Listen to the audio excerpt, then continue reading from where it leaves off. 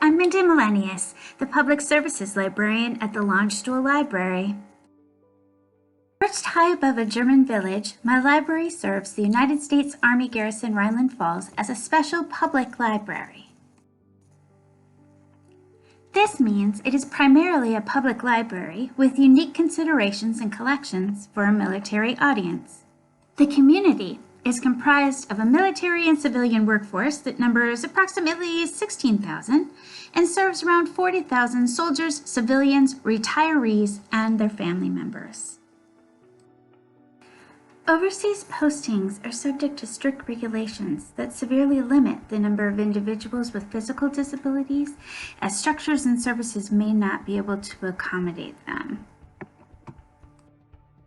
Therefore, the patrons outside the continental United States are typically those with color blindness, hearing impairment, cognitive or intellectual disabilities, and a small percentage of seniors. The majority of disabilities in our communities are invisible and include high proportions of learning and/or reading disabilities and emotional behavioral disorders. Keeping that in mind, let's take a look at a few of my preliminary findings. Here's what's working.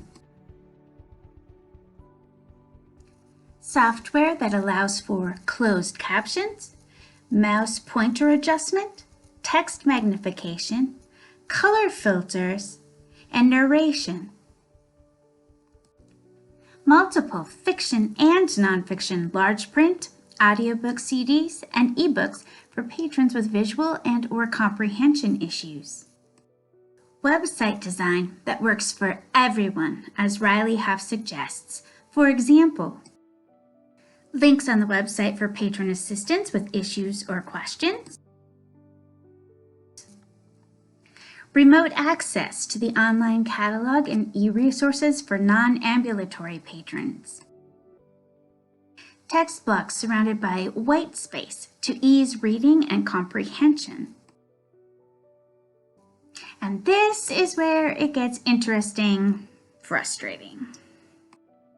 Everything is secondary to cybersecurity in the military.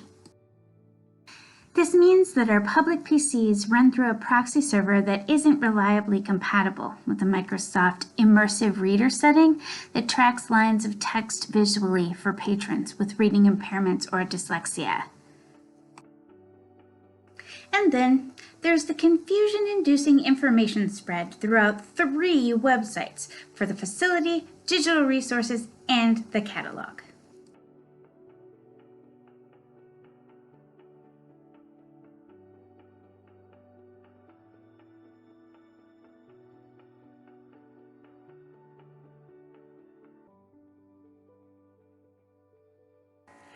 To be fair, though, they are making an effort to streamline.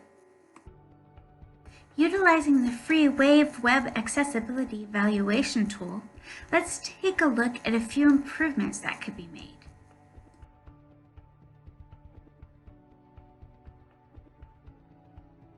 The alternative text thumbnail is not a meaningful tag. A better descriptor would be fairy tale castle.